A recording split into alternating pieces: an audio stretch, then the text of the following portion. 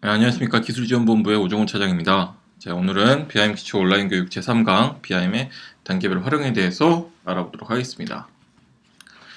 네, BIM 단계별 활용입니다.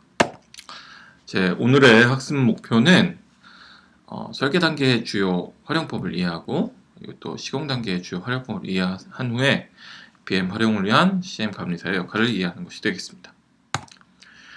네, BIM 활용 방안에 굉장히 여러 가지가 있는데 제가 나름대로 이제 문서를 바탕으로 21가지의 카테고리화된 BIM 활용 방안에서 정리를 했고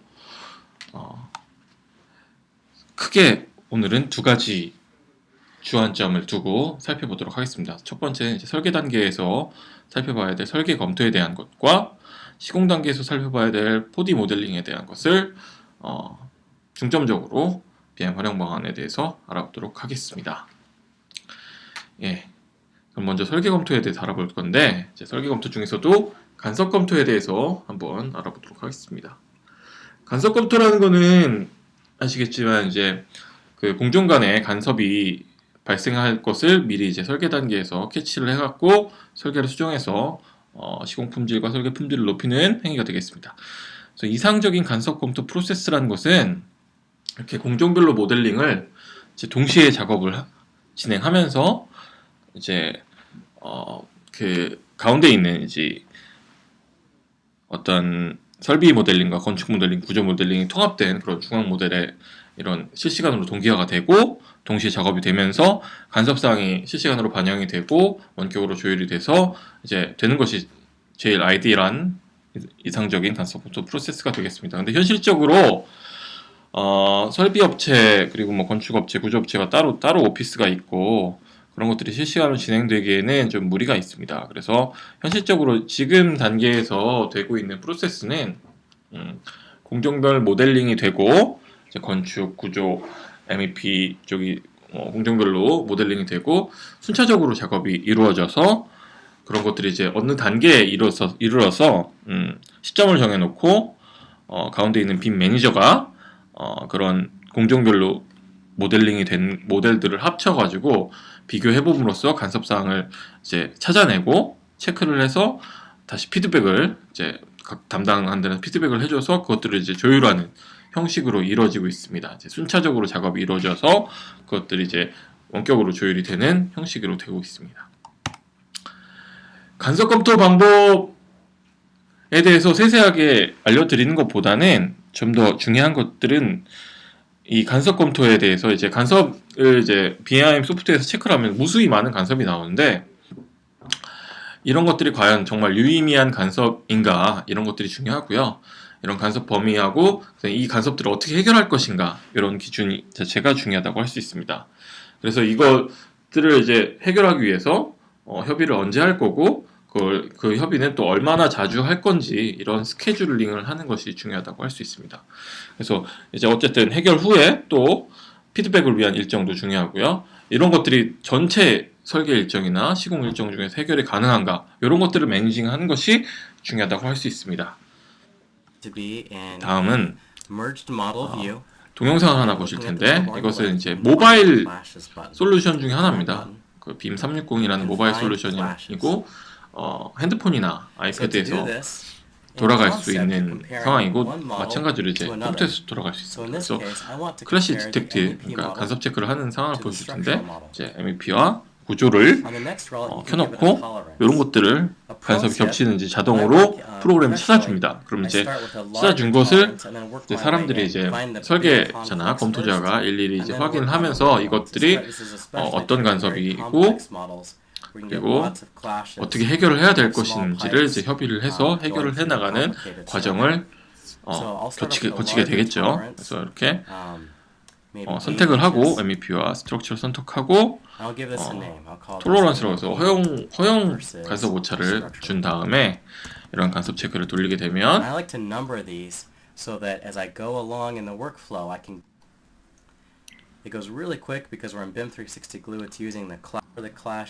이런 것들이 이제 클래시가 나왔습니다. 이거 지금 3층짜리 건물이라서 좀 20개 정도 나왔죠. 지금 보면 그래서 19개네요. 19개. 요것들을 찾아낸 것을 가보면 이런 식으로 요 덕트하고 지금 형광 철골이 지금 간섭이 났죠. 철골에 지금 덕트가 들어가면 요거 시공이 안 되겠죠. 그럼 요것을 고쳐줘야 될 거라고 생각이 됩니다. 이런 것들을 이제 체크해서 뭐 MEP 쪽이 고치거나 아니면 뭐 철골이 고치거나 할 텐데, 철골이 고칠 경우는 잘 없겠죠. 사실 구조는 이제 어떤 친구라든가 이런 것들 픽스해서 움직일 수 없는 경우가 많으니까. 그래서 뭐 덕트가 움직일 텐데 덕트 움직이는 걸 어떻게 할 건지 결정하는 협의가 있을 겁니다. 그 협의를 할 때 저희 CM이나 감리 쪽에서 중간 단계에서 이런 것들을 조정해 주는 것이 좋을 거라고 생각됩니다.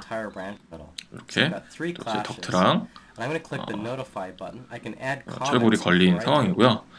실제적으로 이제 현장에서 BIM 통해서 간섭 검토를 하다 보면 덕트랑 이렇게 덕트나 파이프하고 이런 구조부재가 걸리는 상황도 많지만, 더 많은 거는 덕트와 파이프 끼리 또 간섭이 굉장히 많아요. 그래서 그 기계도 뭐 소방 기계가 있고 뭐 그냥 기계가 있고, 그리고 뭐 배수 라인이 있고 뭐 급수 라인이 있고 뭐 라인이 많지 않습니까? 이 라인끼리 겹치는 경우가 많아서 이런 것들을 일일이 이제 겹치는 것들을 풀어주는 것이 중요합니다. 그래서 이런 것들을 풀어서 안 겹치게 해주는 작업이 필요하겠죠.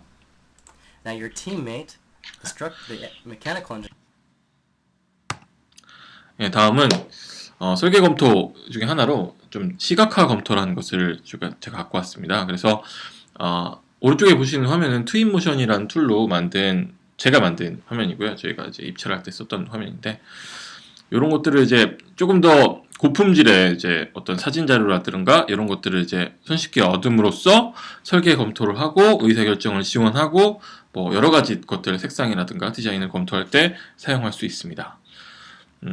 현장에서는 지금 여러 가지 툴을 사용 중인데요. 이건 푸조라는 툴인데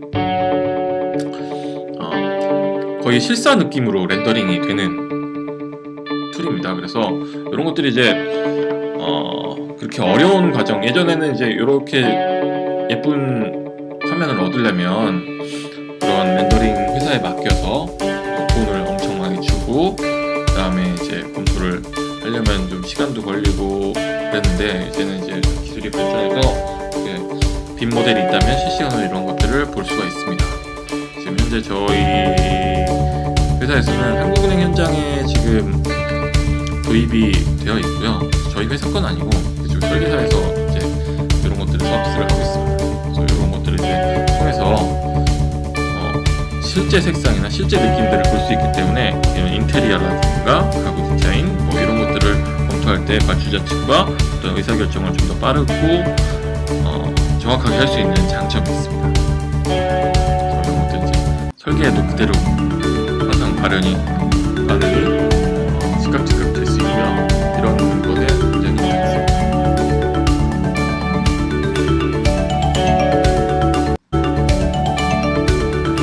이런 것들을 통해서 뭐 조도라든가 이런 것들을 또 시뮬레이션해서 볼 수가 있고요. 인테리어 보는 거죠. 안에 이제 조경이라든가 그런 설계 디자인이라든가 이런 것들을 공부할 수 있습니다. 실제로 제 예전에는 이런 것들을 통해서 이제 인면 디자인도 검토해서 의사결정에 많이 사용을 했었고요. 호텔 객실 가구 배치라든가 레이아웃도 이런 것들로 지원을 많이 했었습니다. 자, 방금 보신 거는 이제 푸조라는 툴이었고요. 다음은 저희가 이번에 도입한 트윈모션이란 툴입니다. 모형에서 지금 이번에 트윈모션이라는 거를 사용해서 이제 뭐 제안서라든가 PT 작업을 할 때 사용을 하고 있는데요. BIM 모델을 활용해서 좀 더 고퀄리티의 이런 화면들을 얻을 수 있는 그런 도구입니다. 그래서 이런 것들을 활용해서 이런 식으로 공정 화면이죠. 좀 예쁜 화면을 얻을 수 있습니다. 예쁜 화면을 얻는다는 게 뭐 그냥 거칠해 같은 느낌도 있을 수 있지만 어떤 의사결정을 지원한다는 측면에서 중요한 것 같고요. 이런 것들로서 좀 더 그동안 보지 못했던 것들을 볼 수 있는 그런 것들이 되고 있습니다.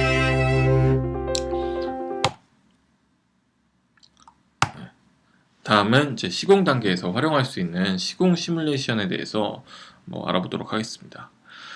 시뮬레이션이란 것은 말 그대로 재현을 하는 거죠. 시공 시뮬레이션 중요한 것은 무엇을 왜 시뮬레이션 하는가 목표를 갖고 시뮬레이션을 만들어서 진행하는 것이 중요하다고 할 수 있습니다. 자, 이상적인 시공 시뮬레이션은 이렇게 빔 모델이 있으면 협의를 통해서 이런 시공 계획을 가지고 그런 타임라인에 맞추어서, 그리고 장비 이동 동선이라든가 자재 하역이라든가 이런 것들을 맞추어서 시뮬레이션을 하는 것이 가장 이상적이겠죠. 근데 이런 것들이 이제 마스터나 이런 디테일할 때 필요할 때도 있지만, 실제적으로 지금 현실적으로 많이 시행이 되고 있는 현실은 전체 마스터 일정이 있으면 그것들을 검토하는 시뮬레이션이 가장 많이 이루어지고 있습니다. 4D 시뮬레이션이라고 해서 오른쪽에 보시는 이런 화면으로 출력이 되고요. 공사 일정 안에서 수행이 가능한가 이렇게 검토를 하는 것들로 이루어지고 있습니다. 그래서 목표와 일정과 그런 것들이 있으면 그런 것들을 분석해갖고 모델링을 통해서 4D를 수행하고, 그래서 이것들이 이제 가능한가 이렇게 보는 정도 하고 있습니다. 다음 동영상 하나 보실 텐데, 이것은 지금 BIM 모델 툴은 아니고요. 이것은 이제 컨스트럭션 시뮬레이터라고 게임입니다. 요새는 이제 게임에서도 이렇게 시뮬레이션 할 수 있는 이런 툴들이 있더라고요. 그래서 보면 이제 이 친구가 장비를 움직입니다. 장비를 움직여서 땅을 파고요. 굴삭기를 트럭에 싣고, 그러면은 트럭은 사투장으로 빠져나가죠. 이런 것들을 통해서 실제로, 근데 게임이지만 현장을 갖다 놓을 수가 있어요, 이게. 그래서 갖다 놓고 검토를 할 수가 있고요. 게임에서도 가능한데 BIM 툴로서도 충분히 가능한 상황이 될 거라고 생각이 됩니다. 이렇게 나가고, 그 다음에 이제 자재도 이렇게 타워 크레인을 통해서 갖다 놓고요. 그리고 이런 식으로 지금 콘크리트 타설하는 거죠. 타설이 됩니다. 이런 식으로 타설할 수 있습니다. 시뮬레이션 되는 것을 볼 수가 있죠. 다음은 현실적으로 지금 BIM 모델링 소프트웨어를 활용해서 시뮬레이션 되는 과정을 보실 수 있습니다. 현재 가장 많이 쓰이고 있는 나비스웍이라는 툴로 시뮬레이션 한 거고요. 왼쪽에 작은 글씨로 보이는 것이 지금 날짜가 흘러가고 있고, 현재 공정이 몇 % 진행되고 있는지를 나타내고 있는 텍스트가 뜨고 있습니다. 그래서 빨간색 진행되는 부분이 지금 현재 진행 중인 부위를 나타내고, 그 다음에 이제 완성되면 이렇게 실제 모양이 나타나게 되어 있죠. 그리고 지금 여기서 주목할 만한 거는 지금 레미콘이라든가 장비 이동 동선도 같이 이제 시뮬레이션을 하고 있습니다. 이런 것들을 하면서 이제 장비가 이제 실제로 들어갈 수 있는지, 자재가 어디 있다가 와야 되는지, 이런 것들을 스케줄 안에 녹여서 검토를 할 수 있겠죠.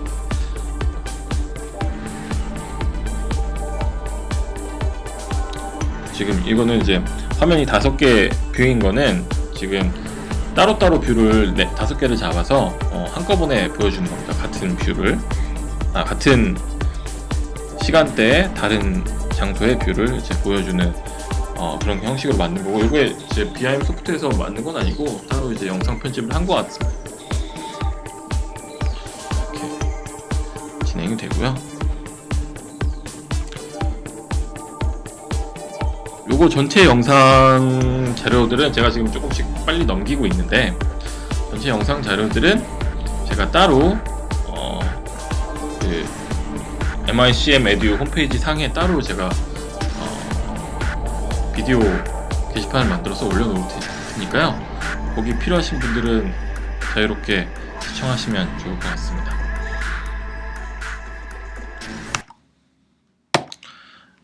마지막 결론입니다. 이제 설계 검토, 간섭 검토를 위한 사전 준비 사항과 시공 시뮬레이션을 위한 사전 준비 사항은 뭐가 있을지 한번 생각해 보면요.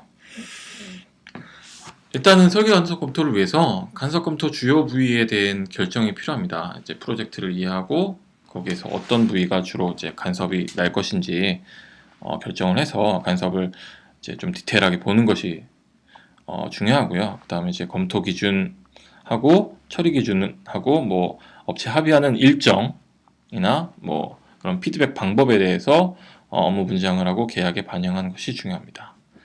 그리고 이제 시공 시뮬레이션을 위해서는 시공 계획을 이해하고 모델링 기준을 제공하고 재모델링을 하는 것 이렇게 예를 들어서 이제 설계 단계에서 아무리 비하인 모델링을 했더라도 아까 보시는 것처럼 이제 장비라든가 타워 크레인이라든가 뭐 가설재라든가 자재라든가 이런 것들은 이제 설계 단계에서는 모델링이 안 되고 될 수가 없기 때문에 시공 단계에서 시뮬레이션을 위해서는 제 작업이 필요합니다. 그래서 그 작업에 필요한 일정을 산정해주고 그에 대해서 이제 시뮬레이션을 하고 시뮬레이션 결과에 대한 피드백이 필요하면은 그거에 대한 일정도 관리를 해주는 것이 중요한데 이런 일련의 과정이 전체 일정에 차질이 없도록 조율돼야겠죠. 그 조율하는 주체는 저희가 돼야 될 거고요.